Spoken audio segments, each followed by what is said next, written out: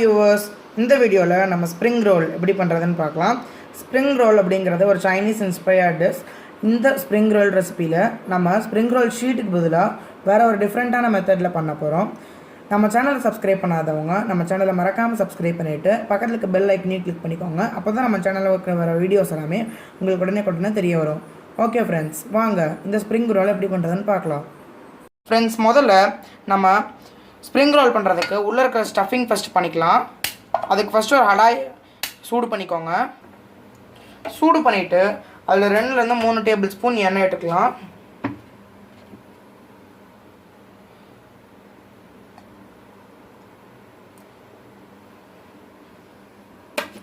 எண்ணெய் நல்லா ஃபஸ்ட்டு சூடாகணும்.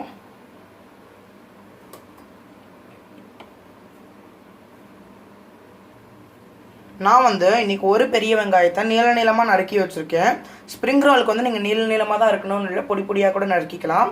இப்போ எண்ணெய் நல்லா சூடானதும் நம்ம நறுக்கி வச்சுருக்க ஒரு பெரிய வெங்காயத்தை சேர்த்துக்கலாம்.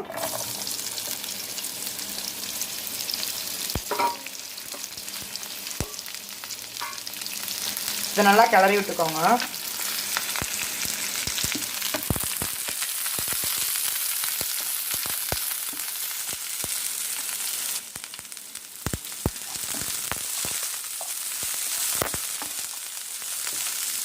வெங்காயம் நல்லா பொன்னிறமாகிற வரையும் வறுத்துக்கலாம்.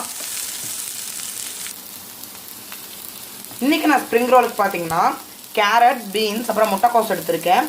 நீங்கள் உருளைக்கிழங்கு, வேக வச்ச பட்டாணி, அந்த மாதிரி உங்களுக்கு பிடிச்ச வெஜிடபிள்ஸ் எல்லாமே நீங்கள் அந்த ரோலில் சேர்த்துக்கலாம். இப்போ வெங்காயம் நல்லா வதங்கினதுக்கப்புறமா நான் இன்றைக்கி ஒரு கேரட்டை நல்லா பொடி பொடியாக நறுக்கி எடுத்திருக்கேன். அதை சேர்த்துக்கலாம். கேரட்டுக்கு பின்னாடி ஒரு கை நிறைய பீன்ஸை நல்லா பொடி பொடியாக நறுக்கிக்கோங்க. அப்புறமா இதை நான் ஒரு தடவை நல்லா ஃப்ரை பண்ணி விட்டுக்கலாம்.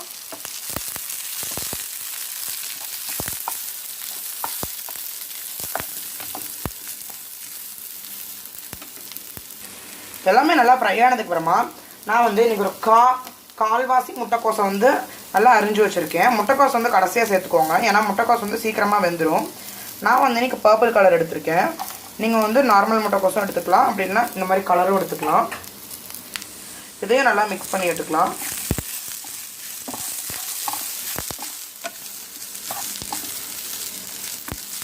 இது நம்ம ஸ்ப்ரிங் ரோலில் வைக்கிற ஸ்டஃபிங் மட்டும்தான்.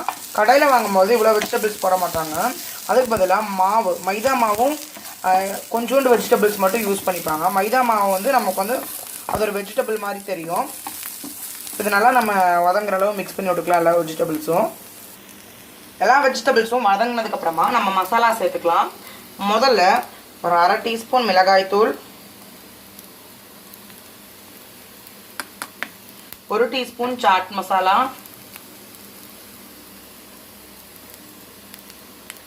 அப்புறமா கடைசியாக தேவையான அளவு உப்பு.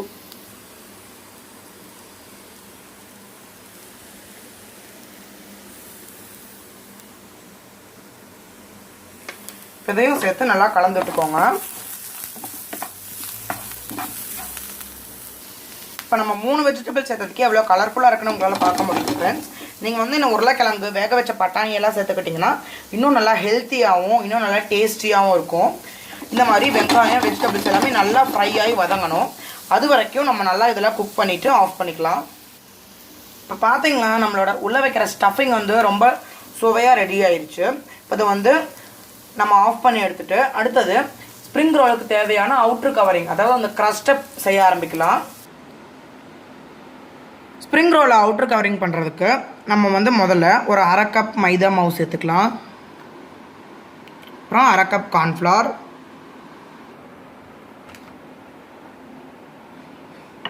தேவையான அளவு உப்பு,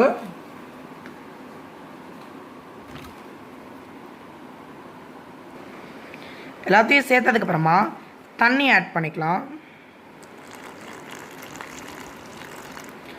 தண்ணி ஆட் பண்ணி ஒரு விஸ்கை வச்சு மெதுவாக அதை மிக்ஸ் பண்ணி விட்டுக்கோங்க.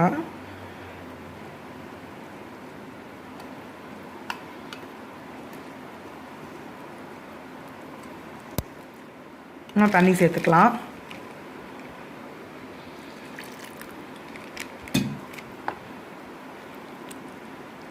இது நல்லா நம்ம தோசைக்கு மாவு கரைக்கிற மாதிரி நல்லா தண்ணி மாதிரி கரைச்சி விட்டுக்கோங்க.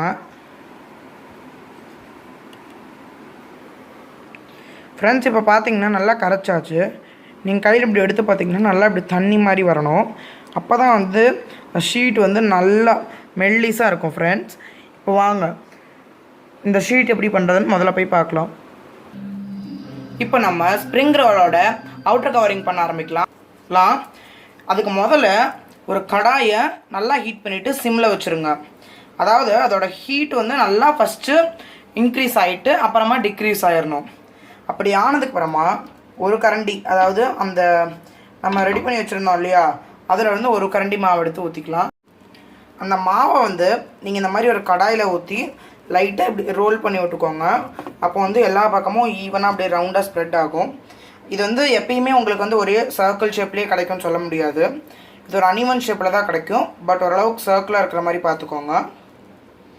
அப்புறம் இது வெந்து இதே மாதிரி நம்ம எல்லாத்தையும் எடுத்து தோசை மாதிரி எடுத்து வச்சுக்கோங்க. இது வந்து எடுக்கிறதுக்கான கரெக்டான டைம்னா சைடில் பார்த்திங்கன்னா அப்படியே லைட்டாக வந்து மேலே அதுவே எகுரும். தெரியுதா ஃப்ரெண்ட்ஸ்? சைடில் வந்து தானாக அதுவே எகுரும். இந்த மாதிரி ஒரே ஒரு ட்ராப், ரொம்ப அதிகமாக ஊற்றக்கூடாது, ஒரே ஒரு ட்ராப் எண்ணெய் ஊற்றி லைட்டாக அப்படியே ஃப்ரை பண்ணி விடுங்க. நல்லா ஃப்ரை ஆனதும் அப்படியே மெதுவாக அழுக்க ஆரம்பிக்கலாம். பார்த்திங்கன்னா எட்ஜஸ் வந்து ஒழுங்காக முருகலாக மேலே வர வரையும் வெயிட் பண்ணுங்கள். அப்புறம் இப்படி வந்ததுக்கப்புறமா நம்ம அப்படியே மெதுவாக திருப்பி போட்டுக்கலாம். லைட்டாக திருப்பி போட்டுக்கலாம். ரொம்ப நேரம் வேக விடாதீங்க, ஏன்னா நம்ம இன்னும் ஃப்ரை வேறு பண்ணணும்.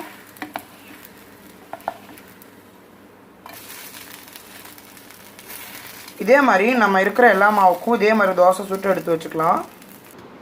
எல்லா மாவுக்கும் அதே மாதிரி தோசை சுட்டு எடுத்துடாதீங்க. கொஞ்சோண்டு மாவு வந்து மிச்சம் வைங்க, ஏன்னா அதுதான் வந்து நம்ம ஸ்ப்ரிங் ரோலை வந்து பேக் பண்ணும். ஃப்ரெண்ட்ஸ் இப்போ பார்த்தீங்கன்னா எல்லாமே ரெடி ஆயிடுச்சு. இப்போ நம்ம எப்படி ஸ்ப்ரிங் ரோலை ரெடி பண்ணுறதுன்னு பார்க்கலாம்.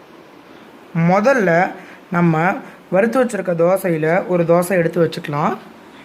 அப்புறமா கொஞ்சோண்டு நம்ம பண்ண சாலட்,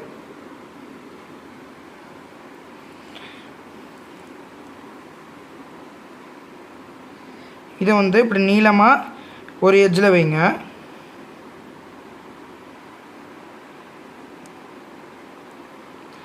வச்சுட்டு நம்ம வந்து இப்போ இது எடுத்துருக்கோம் இல்லையா, அந்த பேஸ்ட், அதாவது இந்த மாவில் கொஞ்சோண்டு எடுக்க சொன்னேன் இல்லையா, அதை எடுத்து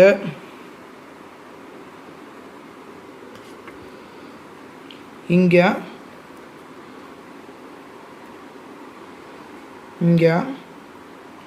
நான் சொல்கிற இடத்துலலாம் கரெக்டாக அப்ளை பண்ணுங்கள் ஃப்ரெண்ட்ஸ். இங்கே ஒரு யூ மாதிரி நீங்கள் வந்து இதை அப்ளை பண்ணியிருக்கணும்.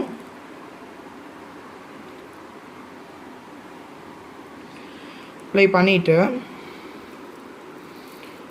இங்கே ஒரு ஃபோல்டு, அப்புறம் அந்த பக்கம் ஒரு ஃபோல்டு,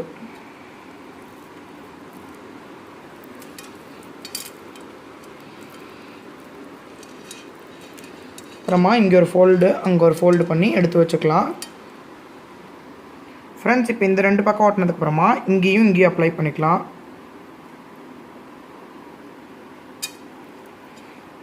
அப்புறமா இங்கே ஒரு ஃபோல்டு, அப்புறம் அங்கே ஒரு ஃபோல்டு,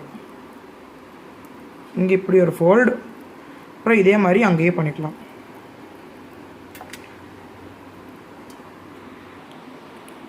இப்போ பார்த்திங்கன்னா நம்ம ஒரு ரோல் பண்ணியாச்சு. இதே மாதிரி எல்லாத்தையும் பண்ணி எடுத்து ஃப்ரை பண்ண ஆரம்பிக்கலாம். ஃப்ரெண்ட்ஸ் இப்போ நம்மளோட ரோல் எல்லாமே நல்லா ரெடி ஆயிடுச்சு. இப்போ அதை ஃப்ரை பண்ணுறதுக்கு ஒரு கடாயில் எண்ணெயை சூடு பண்ணிப்போம். ஃப்ரெண்ட்ஸ் இப்போ நம்மளோட முதல் ரோலை வந்து எண்ணெயில் போட்டாச்சு. இப்போ நல்லா அதை ஃப்ரை ஆக விடுங்க. நல்லா ஃப்ரை ஆனதுக்கப்புறமா திருப்பி போட்டுக்கலாம். இப்போ திருப்பி போட்டாச்சு. நாலா பக்கமும் நல்லா ஃப்ரை பண்ண விடுங்க. அப்போ தான் நம்ம கடையில் கிடைக்கிற மாதிரியே நல்லா ஸ்மூத்தாக கிடைக்கும்.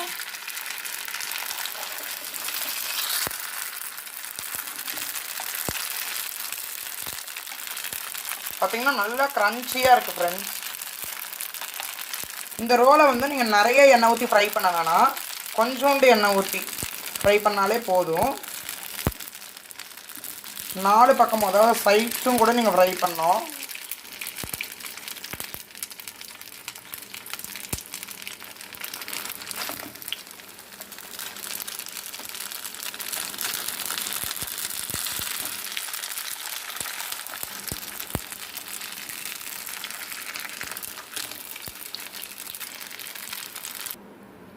இப்போ நம்ம இதே மாதிரி நம்ம வச்சுருக்க எல்லா ரோல்ஸையுமே ஃப்ரை பண்ணி எடுத்துக்கலாம். ஓகே ஃப்ரெண்ட்ஸ், இப்போ நம்மளோட சுவையான ரொம்ப ஈஸியான வெஜ் ரோல் வந்து ரெடி ஆயிடுச்சு. இந்த வெஜ் ரோல் பார்த்திங்கன்னா நம்ம வந்து ஃபஸ்ட்டு தோசை மாதிரி சுடும்போது சாஃப்டாக இருக்கும். நீங்கள் வறுத்ததுக்கப்புறம் பார்த்திங்கன்னா நல்லா இந்த கடையில் வாங்குற மாதிரி கிறிஸ்பி ஆகிடும் ஃப்ரெண்ட்ஸ். பார்த்திங்கன்னா உள்ளே ஃபுல்லாகவே வெஜிடபிள்ஸ். இது ரொம்ப ரொம்ப ரொம்ப ஹெல்த்தியான டிஷ் ஆல்சோ ஃப்ரெண்ட்ஸ். இந்த ஸ்ப்ரிங் ரோல் ரெசிபியை நீங்களும் உங்கள் வீட்டில் ட்ரை பண்ணி சாப்பிட்டா என்ஜாய் பண்ணுங்கள் ஃப்ரெண்ட்ஸ். நம்ம சேனலை மறக்காமல் சப்ஸ்கிரைப் பண்ணிடுங்க. அப்புறம் இந்த வீடியோவை லைக் பண்ணுங்கள், ஷேர் பண்ணுங்கள், கமெண்ட் பண்ணுங்கள். தேங்க்யூ.